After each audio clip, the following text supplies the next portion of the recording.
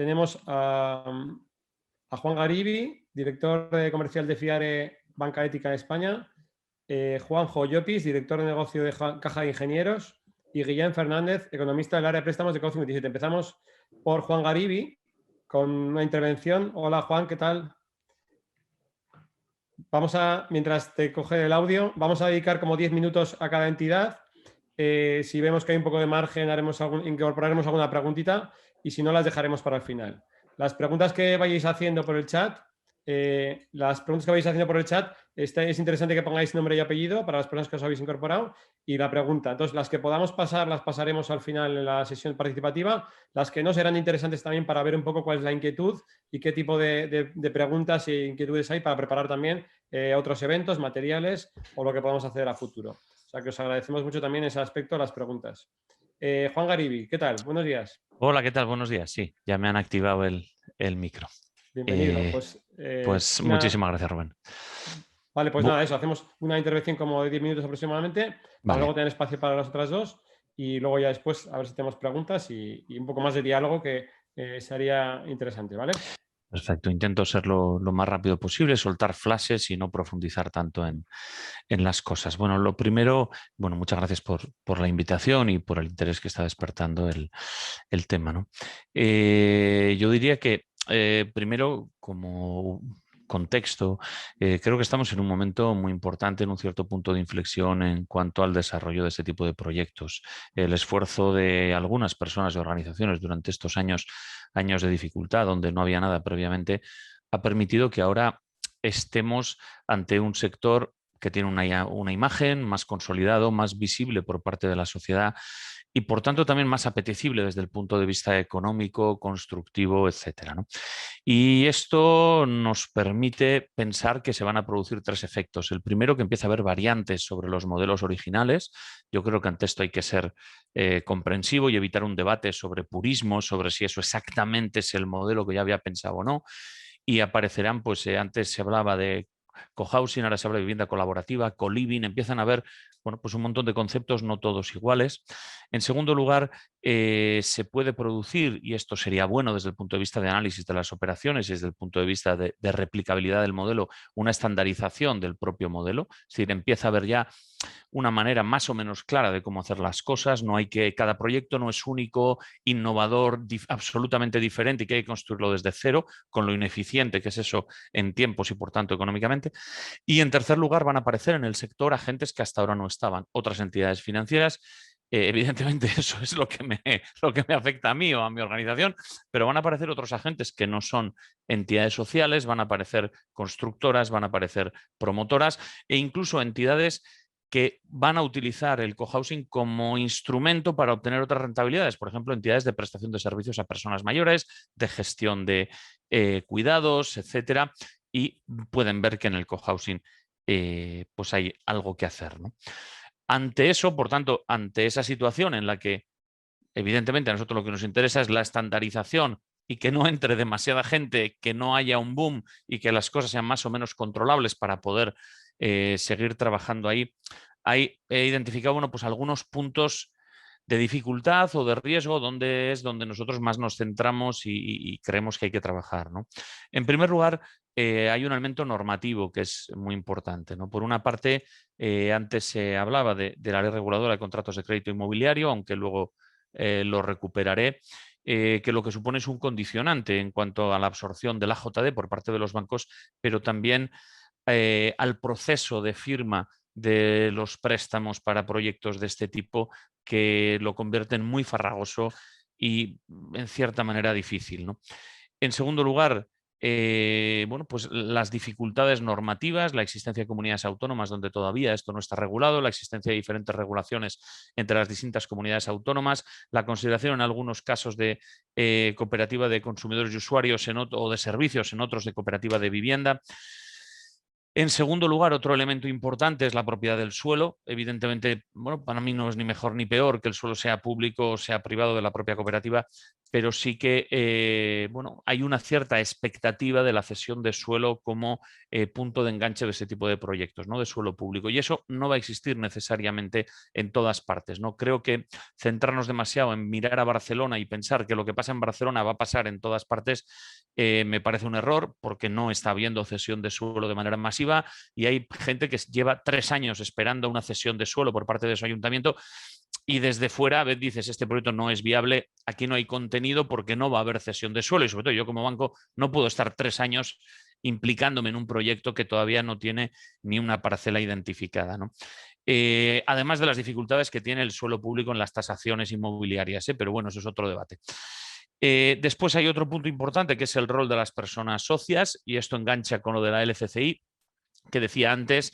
La ley de reguladora de contratos de crédito inmobiliario solo se aplica a la financiación de proyectos de cohousing cuando avalan personas físicas, ¿no? En la medida que puedan dejar de avalar personas físicas, se deja de aplicar esa ley. La cuestión aquí es, el aval no es una cuestión bancaria exclusivamente, tiene que ver con la asunción de un compromiso. Si tú al banco le dices que te financia 20, 25 años, tú tienes que comprometerte a quedarte 20, 25 años, no te puedes ir pasado mañana. Avalar precisamente es avalo y por tanto no me voy a ir pasado mañana, ¿no? Quitar el aval supone que me puedo ir pasado mañana y eso es un riesgo que habrá que compensar de alguna otra manera y que es un riesgo que no es necesariamente financiero, ¿no? En este sentido aparecen propuestas del tipo de creación de fondos de garantía y cosas por el estilo que antes comentaba David, ¿no? Luego hay otro elemento que es la hipoteca, es decir, cuál es el porcentaje de la hipoteca o cuál es el porcentaje del coste del proyecto que puede absorber la entidad financiera. Aquí nuestra experiencia dice que en todos los proyectos, precisamente porque no somos entidades constructoras profesionales, salvo algún caso, David, salvo algún caso muy puntual donde hay un nivel de profesionalidad muy alto, hay muchas desviaciones en tiempos de ejecución, desviaciones en importes de coste de ejecución, desviaciones en obtención de licencias, y eso hace que el proyecto inicial sobre el que el banco ha opinado y ha decidido aprobar la financiación no se cumple, en nuestra experiencia, en un 90% de los casos. Y eso dificulta la credibilidad de los proyectos. Es decir, hay una percepción de que son proyectos muy amateurs.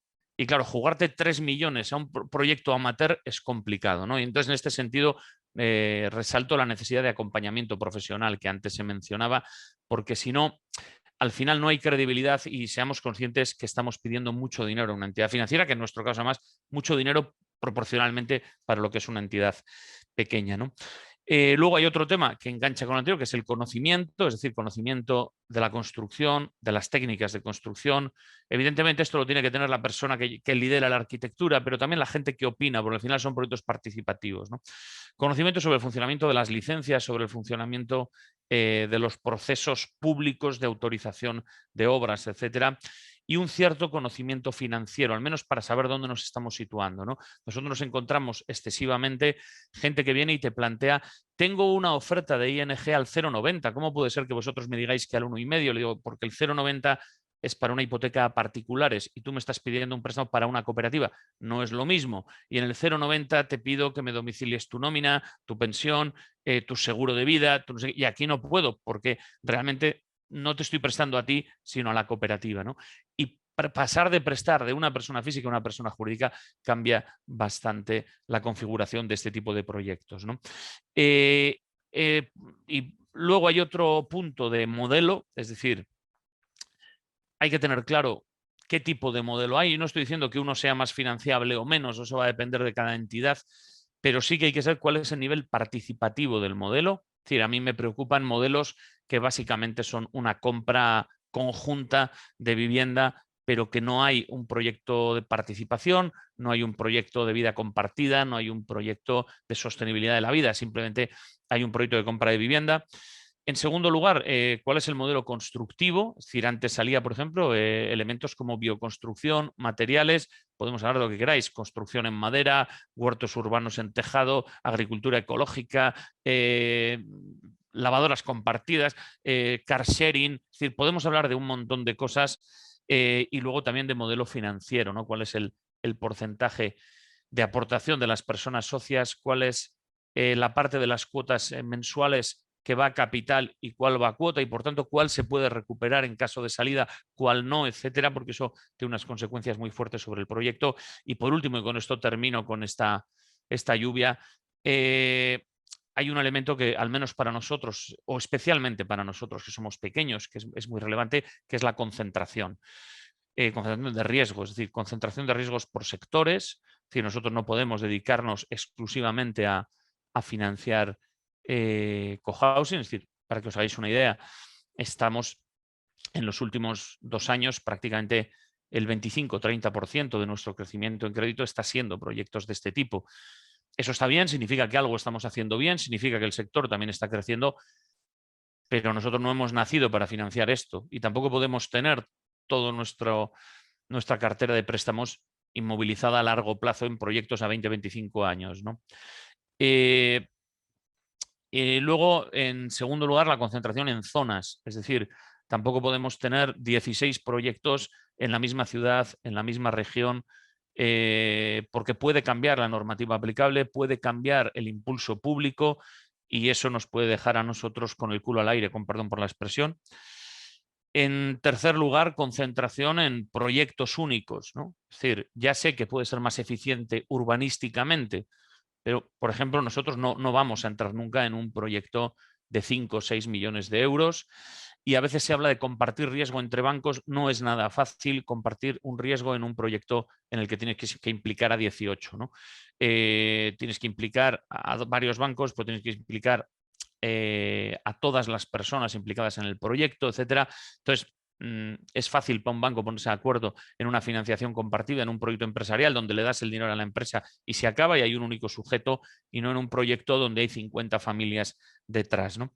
Y luego, por último, concentración en cuanto a la empresa, ¿no? Y esto afecta sobre todo al modelo. Modelos como pueden ser Entre Patios o Civic, donde hay varios proyectos dentro de la misma cooperativa. Esto es un CIF único y a efectos de riesgo, pues supone para nuestra entidad o para cualquier otra que en cuanto has hecho un proyecto con esa cooperativa, haces el segundo, tienes ya una concentración de riesgos muy importante, que al final no tienes un proyecto de 5 millones, pero tienes 2 proyectos de 2,5, con lo cual estás ya en esos 5 millones que antes decía, ¿no? Salvando esas cautelas y esas cuestiones que son las que analizamos normalmente cuando nos llega un proyecto, creo sinceramente que es un tipo de proyectos que está funcionando bien. Nosotros no hemos tenido ningún tipo de impago en estos proyectos, sí hemos tenido muchísima dedicación, como os decía antes, a nivel de tiempo y de esfuerzo por dificultades, por cambios, por temas normativos, plazos que no se cumplen, etcétera, que hacen que sea muy farragoso y todavía a día de hoy tengo que decir que es un sector donde al menos en el corto plazo no se gana dinero por parte de los bancos. Eso también puede hacer que no se atrevan a venir, porque de hecho se pierde mucho el primer año con el AJD, pero los siguientes años se sigue perdiendo porque tienes que volver a analizar el proyecto, volverlo a aprobar porque no se han cumplido las fechas, volver a dar periodos de carencia, volver a renegociar, etcétera. Y de momento no estamos en una fase suficientemente estructurada para que eso sea rentable. Ahora bien, creo que también tenemos que apostar las entidades financieras por ayudar a consolidar este sector y al menos en una parte de nuestro esfuerzo pues estar disponibles para este tipo de iniciativas. Y poco más por mi parte para empezar. Espero no haberos abrumado y que se me haya entendido, y en el turno de preguntas pues seguimos. Muchas gracias, Juan. Muy interesante lo que aportas. Gracias por tu aportación. Ahora pasaríamos a Juanjo Llopis, de Caja de Ingenieros, que tenemos por ahí. Sí, hola, buenos días. Hola, Juanjo, ¿qué tal? Buenos días. Gracias por estar con nosotras. Muy bien, muchas gracias a vosotros, Rubén. Gracias a los organizadores, a REAS y a Sostar Civic, al resto de entidades colaboradoras y a todos los presentes, ¿no? Primero por la invitación y a los presentes por su atención, ¿no? Como indicabais antes en la presentación, nosotros somos una entidad que todavía no hemos participado en ningún proyecto. Estamos mirando algunas iniciativas que se están planteando y estamos en un proceso de definición. Yo, con vuestro permiso, compartiré una pequeña presentación. Es muy corta y muy simple. La verdad es que Juan nos ha allanado el camino, o por lo menos a mí, en cuanto a la presentación, en cuanto a cuál es el papel de las entidades financieras en este tipo de negocio. y por tanto, pues bueno, pasaré rápidamente por aspectos en los que muchos, por no decir todos, coincidimos completamente, ¿no? Primero una presentación, ¿no? ¿Quiénes somos? Caja de Ingenieros es una sociedad cooperativa de crédito que fue fundada en el año 1967, ya tenemos 54 años en el mercado. Fue una iniciativa que nació en su momento de los ingenieros industriales superiores y que pues, con el paso del tiempo se ha ido abriendo a todas las otras ramas de la ingeniería y a todo tipo de profesionales, y hoy en día es una cooperativa abierta a cualquier socio que cumpla con las condiciones que tenemos establecidas, ¿no? de comprar el título y operar en nuestra entidad. Damos servicios financieros y aseguraderos personalizados, aspiramos a hacerlos con la mayor calidad posible y en las mejores condiciones que nos permite el mercado en cada momento, ¿no? como es propio de una cooperativa. Al final somos una entidad financiera convencional, el factor diferencial que tenemos es que nuestros socios a la vez son nuestros clientes y por tanto propietarios de la entidad, y eso nos infunde unos principios y unos valores que lógicamente pues nuestro modelo de relación y de productos y de precio pues se ve afectado, ¿no? El modelo cooperativo, como pues muchos de los presentes sabrán, ¿no? Y seguro que hay estos principios y pueden haber seguramente muchos más, ¿no? Pues respetan la honestidad, la equidad, la igualdad, la responsabilidad social, solidaridad, que encajan perfectamente con este modelo, ¿no? de viviendas en cesión de uso, en cohousing o las diferentes acepciones, ¿no? que comentaba también Juan, que se están dando en este modelo de negocio, ¿no? El modelo cooperativo se ha demostrado un modelo súper resiliente, ¿no? ante las crisis. Es decir, no ha habido ninguna entidad cooperativa en España que haya recibido ayudas públicas dentro del proceso de reestructuración bancaria que se inició con motivo de la crisis de 2007. Y por tanto, pues al final se demuestra que todos estos valores tienen una aplicación y un sentido en la sociedad y también especialmente en el sector financiero. Afortunadamente, nuestro modelo ha sido un modelo de crecimiento. En estos 54 años que llevamos en el mercado hemos ido creciendo constantemente. Seguimos siendo una entidad relativamente pequeña, pero que hemos crecido, ¿no? Y uno de los factores diferenciales también de nuestra entidad es la apuesta y el compromiso por la sostenibilidad y desarrollo económico de la sociedad. Somos firmantes del Pacto Mundial de las Naciones Unidas para el Desarrollo Sostenible y tenemos implementado dentro de nuestra gestión estos principios como principios básicos que también enganchan muy bien con todo este modelo de cooperativa, de cesión de vivienda en cesión de uso, ¿no? Con lo cual, por ahí creo que tenemos una alineación clara con este tipo de producto, ¿vale? La función aquí os he puesto un pequeño gráfico de cuál es la función de una entidad financiera. Nosotros recibimos el ahorro de la gente que tiene excedentes de liquidez, ¿vale? Que lo que buscan pues, es una seguridad, una rentabilidad, una liquidez, un servicio bancario.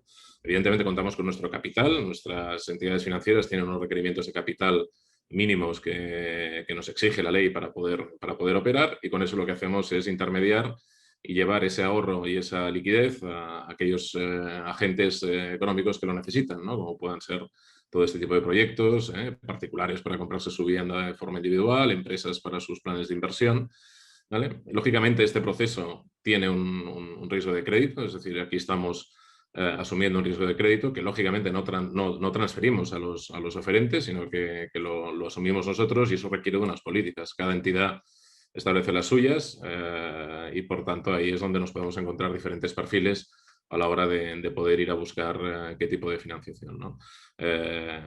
También hay que tener en cuenta, y comentaba Juan, que cada operación de crédito que hacemos tiene un consumo de capital. Es decir, nosotros tenemos una serie de limitaciones a la hora de prestar. Es decir, no podemos prestar todo lo que quisiéramos, sino que tenemos que, de cada operación de crédito que hacemos, tenemos que reservar una parte de nuestro capital y asignarlo a esa operación para poder operar. Eso es una limitación, ¿no? Hablábamos antes de criterios como la concentración de riesgos en operaciones, que los precios no pueden ser iguales en una operación de una persona física para comprarse una hipoteca de su vivienda que una operación a una cooperativa. Los consumos de capital que nos exige la normativa bancaria son diferentes y por tanto eso también hace que este tipo de operaciones tenga un mayor coste, aparte de LCCIs y otras consideraciones y el AJD que se han venido comentando en intervenciones anteriores, ¿no? Ahí cada entidad, bueno, hablábamos de la política de inversión, cada entidad define la suya. Nosotros, bueno, lógicamente tenemos una política de inversión clara y definida. En términos generales tenemos unos sectores de actuación definidos, tenemos unos criterios para actuar en determinados sectores y en algunos y tenemos sectores que quedan claramente excluidos. Lógicamente este ámbito de la financiación de viviendas en cesión de uso pues estaría dentro de lo que sería nuestra política. No tenemos definido el producto, no tenemos todavía los parámetros bien alineados, los estamos trabajando en paralelo con algunas operaciones que estamos trabajando. Luego, nuestra política exige, como comentaba también Juan, una diversificación de operaciones y de carteras, ¿no? Y por tanto, pues también tendremos una capacidad máxima para poder asumir proyectos en determinados ámbitos, y esto sí que aplicará a este tipo de financiaciones. Nosotros las operaciones las basamos, nuestra política determina que claramente una operación, cuando concedemos un riesgo, al final estamos gestionando dinero de nuestros ahorradores, y tenemos que ser muy cautelosos y muy prudentes en esa gestión. Al final nosotros dejamos dinero para que se devuelva, porque ese dinero no es estrictamente nuestro. Nosotros operamos con un capital, pero también tenemos que rendir cuentas a todos los oferentes, ¿no? Por tanto, todas las decisiones que tengamos que tomar se tienen que basar en la capacidad de devolución, y esto exige una medición, y hablábamos de que necesitamos información que sea fiable, que sea completa y que sea contrastable, y ahí es donde un proceso de una operación de financiación con una entidad... Hola, Juanjo. Oye, disculpad, se me ha caído la conexión en la red y creo que me he ido de la presentación, ¿no? Sí, gracias por estar tan rápido. Sí, he visto que he cambiado la pantalla y bueno, he tenido que utilizar otro dispositivo. Aquí no voy a poder compartir la pantalla. Disculpad la incidencia y bueno, para concretar, yo sumarme a los comentarios que se han hecho, ¿eh? Luego, por nuestra parte, os pasaremos la presentación. Nos quedaba una sola página de presentación donde ponemos un poco cuáles son nuestras conclusiones, ¿no? Es decir, qué vemos de este tipo de financiaciones, qué características observamos y cuáles son aquellos aspectos claves que identificamos para que puedan ser financiables, ¿no? En cuanto a características, nosotros compartimos como entidad que se trata de que este tipo este modelo de vivienda es una solución a una necesidad básica y que aporta valor, que creemos que tiene todo el sentido y todo el futuro. Por tanto, pues esto ya nos anima a estar presentes en este tipo de iniciativas. No podemos dejar de lado que se trata de un sector incipiente, en crecimiento, pero poco a poco se va consolidando, ¿vale? Que las operaciones son elevadas, ¿eh? Este riesgo de concentración, esta concentración, el hecho de que vayan en una sola sociedad con los inconvenientes contables que para las entidades tiene y de que sea una sola operación y que eso suponga un importe elevado, pues lógicamente también condiciona y hace más compleja las operaciones, pero también, al fin y al cabo, dentro de cada cooperativa hay una cierta diversificación y, por tanto, pues eso permite pues, una diversificación intrínseca de estas operaciones, ¿no? ¿Qué consideramos nosotros clave a la hora de poder participar en este proyecto, ¿no? Necesitamos contar con experiencias de éxito que permitan contrastar la viabilidad y la visibilidad de este modelo de negocio, de este modelo de vivienda, y por tanto, pues oye, todas estas iniciativas que hay algunas y que luego veremos que nos explicarán, pues es clave que se divulguen. Necesitamos desarrollar el sector. Se hablaba de profesionalización por parte de David y de Joana y también por parte de Juan, ¿no? Y actores sólidos, tanto técnica como económicamente, que puedan presentar proyectos que las entidades financieras podamos entender, analizar y gestionar, ¿vale? Necesitamos generar un estándar de producto, ¿eh? Necesitaríamos generar una estandarización de producto en base a todas esas experiencias, ir generando un producto más o menos estándar para evitar estas ineficiencias que se comentaban antes, ¿no?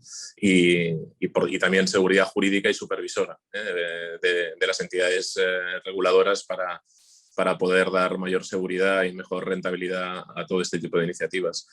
Ya digo, nosotros como entidad estamos analizando y generando todo ese conocimiento y toda esta estandarización del producto y esperamos poder ser un actor activo en este tipo de financiaciones. Todavía estamos en rodaje y esperamos poder dar alguna noticia en breve. Vale, muchas gracias, Juanjo.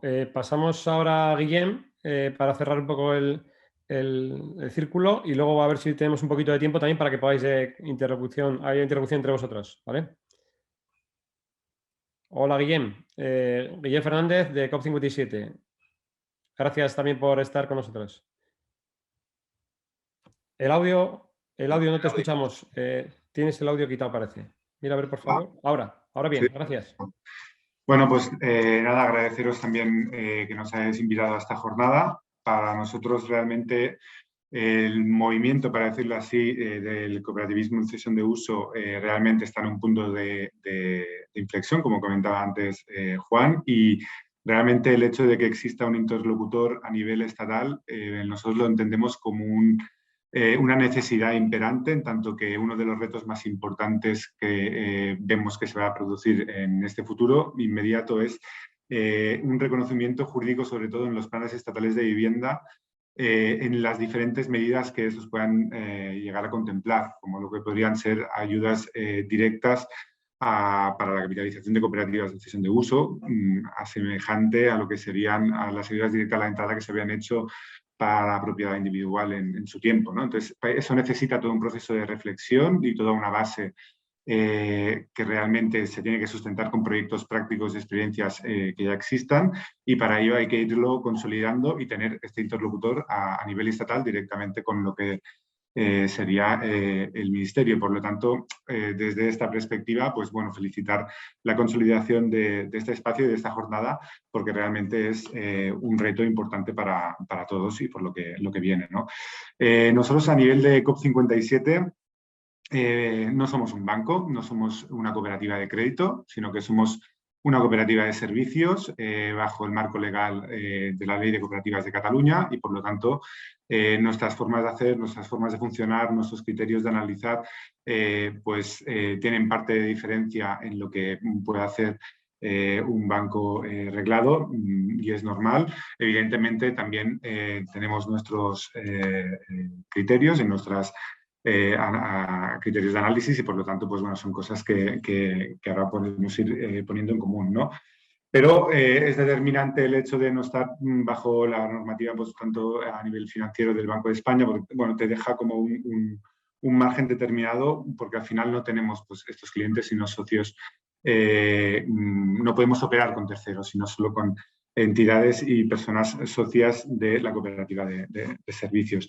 Nosotros a nivel de proyectos de vivienda, que sobre todo empezamos a raíz de la crisis financiera del 2007-2008, pues nos empezaron a llegar diferentes solicitudes de proyectos de vivienda, salud y educación, y tuvimos una reflexión muy importante a nivel político sobre el papel que queríamos jugar en esto, porque no queríamos apostar por la desestructuración del estado de bienestar, de este escueto estado de bienestar, y por lo tanto queríamos ver qué papel podía jugar la economía social y solidaria, y hicimos un apuesto por fomentar los proyectos que tuvieran una titularidad pública, gestión cooperativa con principios comunitarios, y de alguna manera intentar demostrar que otro modelo de vivienda era posible, ¿no?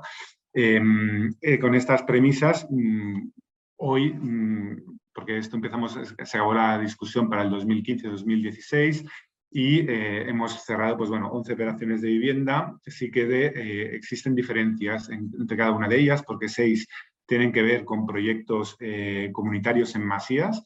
Después 2 serían más de promoción de obra nueva, y 3 serían de edificios ya existentes basados sobre todo en rehabilitación. Estas diferencias son importantes porque a nivel financiero después también cada uno de ellos se analiza desde una perspectiva con unas características diferentes, ¿no? Pero sí que es importante ponerlo encima de la mesa, porque cuando hay un poco de la sensación de las intervenciones también que se han hecho hasta ahora, la cesión de uso realmente es una tenencia intermedia entre lo que sería la propiedad privada y lo que sería el alquiler, y conjuntamente al uso a otros tipos de tenencias intermedias como la propiedad temporal, la propiedad compartida, etc., ¿no? Entonces, realmente la cesión de uso para nosotros se podría equiparar más a la compra o más al alquiler, en función también de cómo se estructure cada uno de los proyectos. Pongo un ejemplo claro: el hecho de que una aportación inicial al proyecto y que después las cuotas mensuales, pues cuando una persona decide marcharse de ese proyecto, reivindique o de alguna manera tenga derecho a recuperar toda la aportación hecha con una actualización del IPC, por ejemplo, pues supone que para nosotros se asimila más a la compra que al alquiler. No es ni positivo ni negativo, es simplemente que la forma de estructurar el proyecto a nivel financiero también es diferente. Entonces, esta asimilación a una tenencia de alquiler, a una tenencia de propiedad, pues también pasa por cuál es el papel que juegan los agentes financiadores y en el análisis del proyecto. Para nosotros, básicamente, de las cosas ya, para no repetirme en cosas que han ido saliendo, pero realmente nosotros tenemos una comisión social que antes de financiar un proyecto es imprescindible, antes de ser una entidad socia de COP57, que pase este filtro social la entidad, pues nos fijamos en que el proyecto pues, sea de propiedad colectiva, que tenga una promoción basada, sobre todo en la medida de lo posible, pues, en empresas de inserción o agentes intercooperativos, o que, por ejemplo, la asignación de las viviendas se base en principios más de necesidades y no en tanto a aportaciones económicas o a superficie de metros cuadrados, sino en base a una necesidad que de alguna manera uno de los criterios más importantes para nosotros tiene que ver en el impacto que puede generar esa promoción en su entorno y por lo tanto, como se apuntaba antes Joana, pues sí, para nosotros es muy importante el arrelamiento territorial del proyecto, el hecho de que no fomente la gentrificación, por ejemplo, es decir, cuando una promoción de obra nueva se establece en un barrio o en un pueblo y los criterios o podríamos decir los precios a los cuales se va a comercializar pues son superiores a la media del entorno y la gente y las personas no han tenido una relación previa con ese barrio, con ese entorno inmediato. Bueno, pues intentamos ver que no sea un proyecto que vaya a aterrizar como si fuera un paracaidista, sino que realmente haya todo ese elemento de participación y de impacto social, ¿no? Y entonces, desde esa perspectiva, también nos interesa mucho, por ejemplo, pues que las aportaciones iniciales no tengan ¿no? como unos importes que sean de 80.000 euros, por ejemplo, ¿no? Sino que realmente la dimensión del proyecto, pues para nosotros debería estar pues, en torno de que esas aportaciones iniciales sean de unos 40.000 euros y que después pueden haber diferencias y debates, pero la misión o la visión de ese proyecto en el territorio que no sea como percibido como un proyecto elitista, que no sea percibido como un proyecto gentrificador por la población que ya está viviendo en ese entorno. Después, claro, valoramos mucho que existan mecanismos de solidaridad a nivel interno y, por lo tanto, para nosotros lo que es el análisis del riesgo a nivel colectivo es trascendental, ¿no? Y, por lo tanto, sí que es verdad que es muy importante la trayectoria de vida de ese proyecto a nivel conjunto. Lo digo porque para nosotros es importante no solo el análisis del riesgo económico de por sí, sino que igual que en las cooperativas de trabajo la principal causa de disolución es peleas entre los miembros ¿no? de los socios de trabajo, pues es importante que la consolidación de los proyectos a nivel humano, el equipo, haya como mínimo una interrelación entre ellos pues, importante con una trayectoria como mínimo de haber compartido ¿no? un tiempo y unas discusiones trascendentales sobre lo que es el futuro, ¿no? Y eso es una de las cosas que nosotros tenemos muy en cuenta. Igual que es verdad que nosotros también financiamos, por ejemplo, proyectos en suelo privado y en suelo público, sí que tenemos un límite, que es que no vamos a financiar proyectos en suelo privatizado. Es decir, nosotros no apostamos para que la administración pública a nivel local venda suelo y menos pues, a proyectos de este tipo. Nosotros para esto, por ejemplo, es una línea roja, ¿no? O sea, igual que no ponemos un acento en que el suelo haya de ser público o privado, sí que tenemos claro que no puede venir de un proceso de privatización de suelo público, ¿no? Pues son criterios que tienen más que ver con un tema político-social, para decirlo así, que económico, pero que son importantes. Por ejemplo, también tenemos en cuenta la presencia de población migrada o de mujeres monomarentales en estos proyectos de vida. Entendemos que debemos aspirar a que este modelo, a que este sector no acabe de ser un modelo de clase media, sino que hay que apretar para que precisamente los planes estatales de vivienda recogen ayudas para promocionar su universalidad del modelo, ¿no? Y esto es un reto que es importante para estos próximos años y que va a coger mucha trascendencia, como mínimo pensamos que puede serlo en el caso catalán. Después, para nosotros está claro, ¿no? Uno de los, ha salido antes, el tema de la concentración de riesgo, ya sea por entidad como por sector, como COP57, también lo analizamos y lo tenemos, y nosotros, al no ser un banco, claro, nuestros criterios son diferentes, ¿no? También tenemos como límite que el 25% del saldo vivo de préstamos sea orientado precisamente solo a proyectos de vivienda. Hemos financiado estos 11 proyectos, que más o menos estaríamos hablando de que hemos alojado unas 230 personas, y que estamos al entorno de unos 4,5 millones de euros en lo que estamos de financiación, también por las características que antes comentábamos a nivel de tal, ¿no? Entonces, sí que vemos que nos hemos ido encontrando situaciones en que de alguna manera, precisamente al no ser un banco, pues ¿qué pasa? Que normalmente las entidades financieras, pues ¿qué no financian? No financian los locales, no financian a veces los espacios compartidos, a veces no han financiado los parkings que no estén vinculados a viviendas, en algún caso alguna entidad no financia si no está el plan de vivienda, con una subvención del plan de vivienda estatal o con una catalogación de vivienda de protección oficial.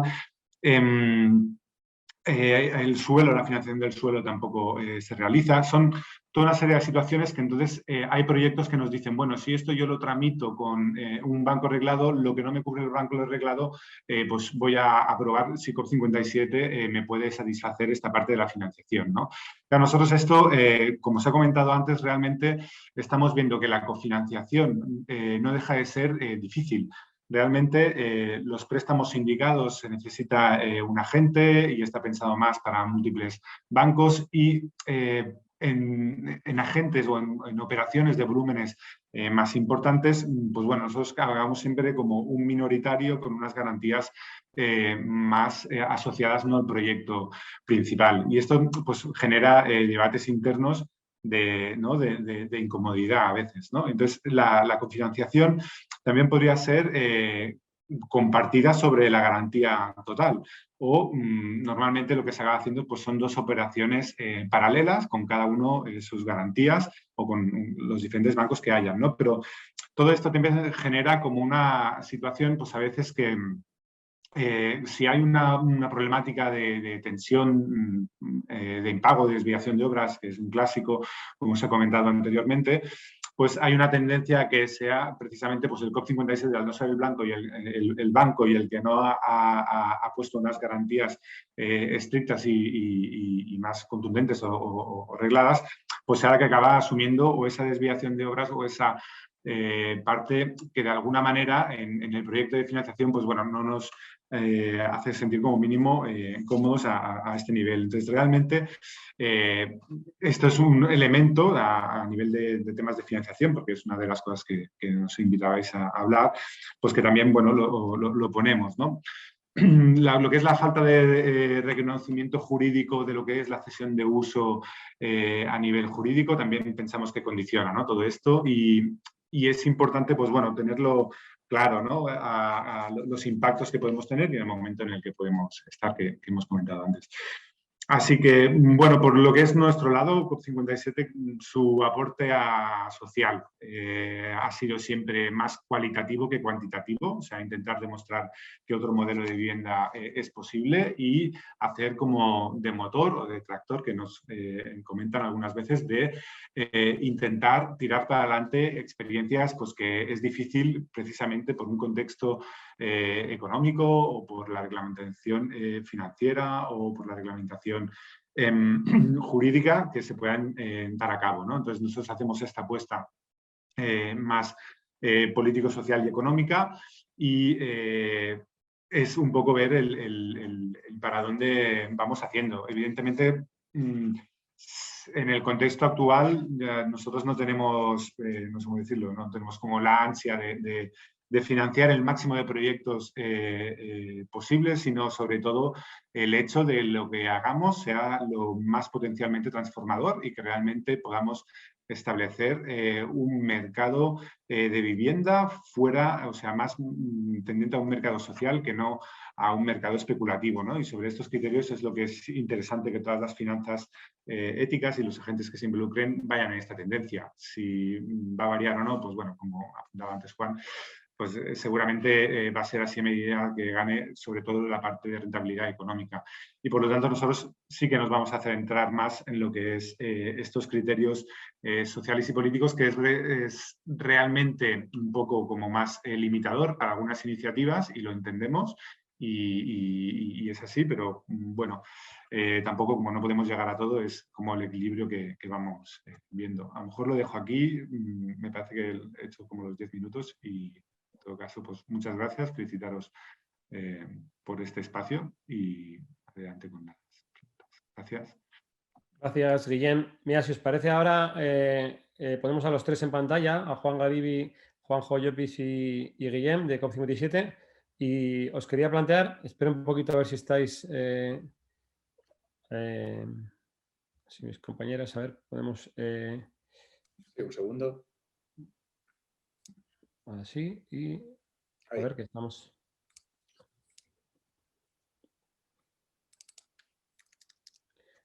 La clave que quería preguntar de lo que habéis incorporado, bueno, no sé si os conocíais las tres personas o os conocíais ya, entiendo. El audio me falta de Juan y de Guillem, si podéis activar, por favor. Ahí. Eso es. Bueno, era eso, para ver un poquito, igual por primera vez a nivel público, ¿no? Con la participación que tenemos ahí, tanto interés, ¿no? Pues ver un poco, visualizar las tres entidades que están, digamos, apostando, ¿no? O están en este ecosistema, vamos a decir, ¿no? Una clave que sería interesante es, como pregunta para los tres, es si veríais interesante de alguna forma algún tipo de mesa de cooperación entre entidades financieras como las vuestras que estáis implicadas, ¿no? En estos modelos. De alguna forma, bien porque la generéis o porque podamos colaborar de alguna forma, ¿no? desde la entidad estatal para buenas prácticas, para que todo mejore un poquito, ¿no? De alguna forma facilitando, ¿no? Los procesos y la consolidación de proyectos y que también a vosotras, pues de alguna forma también os facilite, ¿no? Participar como queráis, ¿eh? Si queréis ir interviniendo o os paso palabra si queréis. Bueno, yo creo que esto se ha venido haciendo, es decir, a lo mejor más en bilateral, no de una forma organizada y reglada como tú propones, Rubén, y creo que podría ser interesante, pero lógicamente yo creo que todos, nosotros estamos ahora en esa fase, ¿no? De descubrimiento y de generación de conocimiento, pues lo hemos ido buscando, ¿no? Con actores que ya están operando en el sistema, con el resto de entidades que ya han participado de una forma informal, se ha ido haciendo. Podría ser interesante en un momento de formación y de desarrollo de una iniciativa como esta, lógicamente sentar las bases es la clave, o sea que, vamos, yo por mi parte me apuntaría. Gracias. Si queréis poner, Guillem, por ejemplo, vamos a pasar, os doy paso, Guillem, por ejemplo, ahora.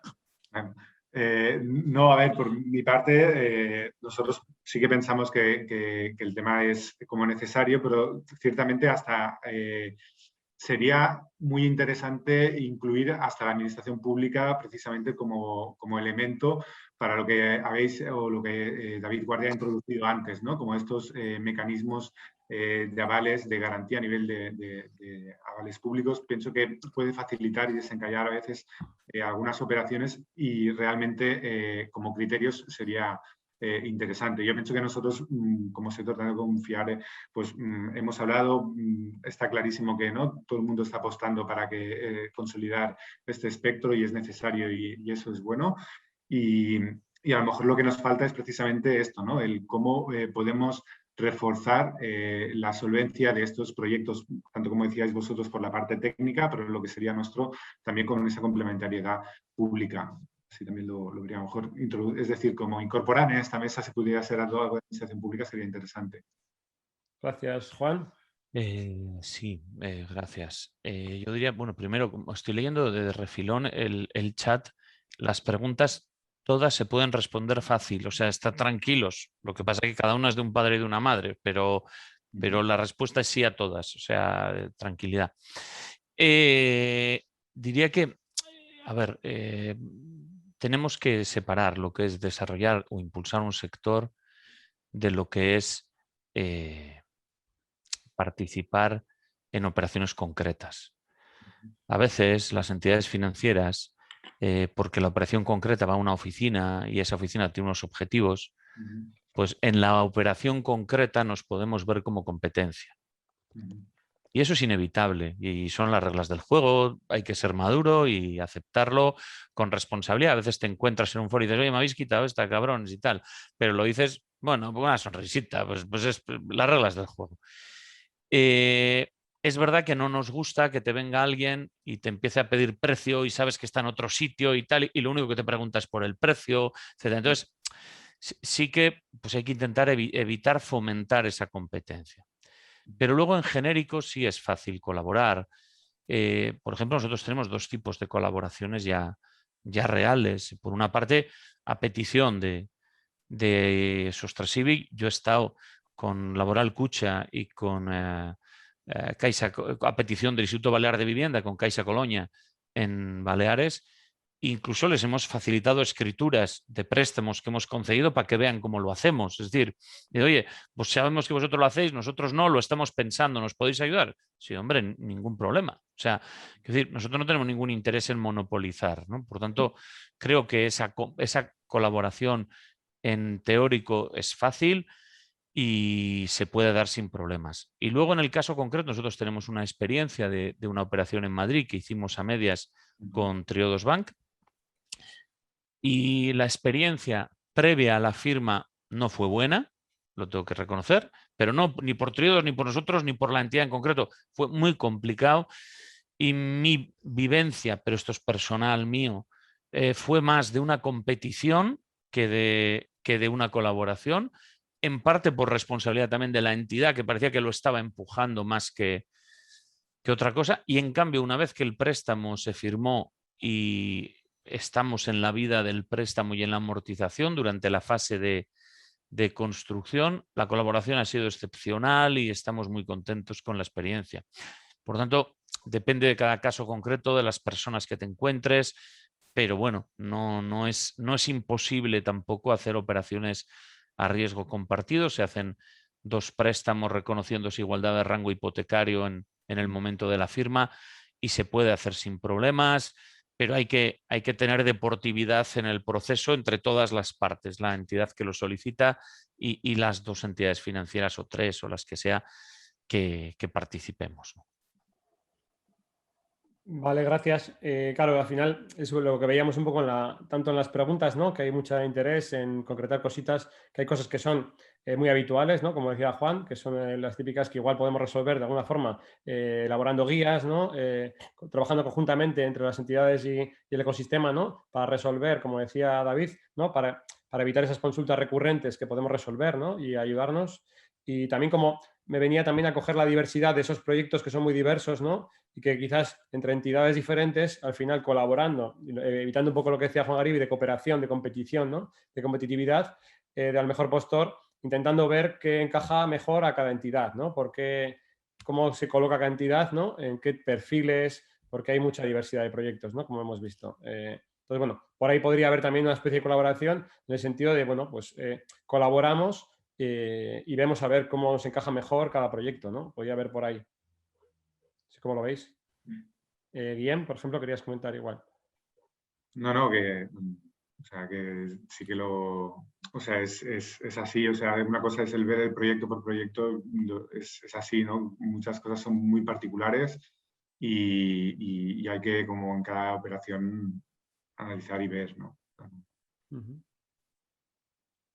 Yo no tengo claro que haya tales modalidades tan encajables que puedas diferenciar, ¿no? Ahí sí me parece complejo. Creo que puede haber, no lo sé, puede haber proyectos que igual, por ejemplo, ¿no? Pues veo una pregunta ahí en el chat, ¿no? Pues, por ejemplo, a mí 4 millones de euros, nosotros no es una cantidad individual para un proyecto que no cogemos, por ejemplo, ¿no? Entonces, yo no sé si puede haber otras entidades financieras que en su política entre coger proyectos de ese tamaño, ¿no?